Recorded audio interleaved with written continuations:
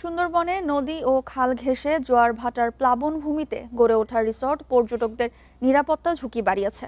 গবেষকরা জানান, নীতিমালা না থাকায় এমনটা হচ্ছে। বন ও পরিবেশ প্রতিমন্ত্রী বলছেন, সরকার পর্যটন ব্যবসায়ী ও বনজীবীদের ডিজিটাল পরিচয়পত্র দিবে, যাতে সুন্দরবনের সংরক্ষিত এলাকায় কেউ ঢুকলেই খুদে বার্তায় মিলবে তাদের তথ্য। সে অনুসারে সরকার নিরাপত্তা নিশ্চিত করতে পারবে। পূর্ব সুন্দরবনের প্রবেশ মুখে ঢাংমারি খাল। এখানে ইরাবতী ডলফিনের অভয়ারণ্য। পানিতে আছে নোনা পানির কুমির। পশুর নদী থেকে বিচ্ছিন্ন এই খালটির পাড় ঘিরে গড়ে উঠেছে পরিবেশ বান্ধব পর্যটন। এখানে খাল ঘেঁষে আছে 15টি কাঠ ও গোলপাতার কটেজ। 200-র বেশি সার্ভিস ও ফিচারে লেনদেনের সব বিকাশ অ্যাপে সম্ভব। জলিল হাওলাদার একসময় বনজীবী ছিলেন। মাসের বেশিরভাগ সময় মাছ কাঁকড়া শিকার করতে যেতেন বনে। এখন একটি রিসর্টে কাজ করেন। দুলাল ফরেজি 25 বছর ছিলেন বন নির্ভর বনজীবী। জীবনের ঝুঁকি থাকায় তিনিও পেশা পরিবর্তন করেছেন। কখন আমি বাড়ি ভালোভাবে ফিরে যেতে পারবো, এটা নিয়ে আর কি টেনশন থাকতো। জলদস্যু আছে।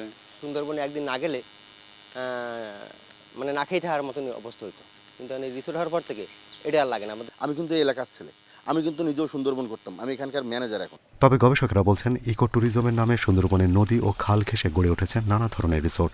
এতে নজরদারি না থাকায় বনের ওপর নেতিবাচক প্রভাব পড়ছে, সাথে পর্যটক অপহরণ, দুর্ঘটনা ঘটছে। তবে এখানে কিছু স্থানীয়দের কাজের সুযোগ সৃষ্টি হলেও বেশ কিছু বিষয় রয়েছে বিতর্ক।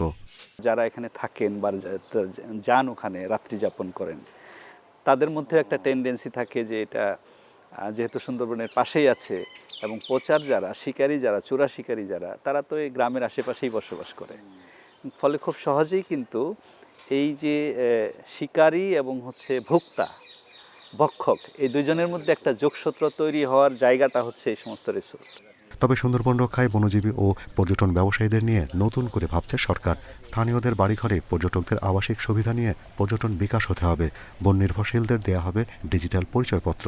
ফিঙ্গারপ্রিন্ট সহ সম্পূর্ণ প্রযুক্তি নিয়ে আমরা আসছি এবং আমরা এটা নিয়ে কাজ শুরু করেছি। সরকার গঠন করার পরে প্রত্যেকটা ডেটাবেস থাকবে, সেখানে তার এনআইডির তথ্য অনুযায়ী সব কিছু সংরক্ষণ করা হবে। যদি সে একটা অন্যায় করে, দেখা যাচ্ছে কিন্তু বন বিভাগ সহজে শনাক্ত করতে পারবে।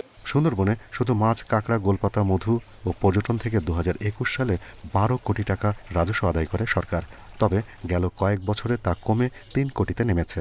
তবে সুন্দরবন নিয়ে 20 বছর মেয়াদী মহাপরিকল্পনা বাস্তবায়নের পরামর্শ গবেষকদের। Shahriar Anirban, independent news, Dhaka.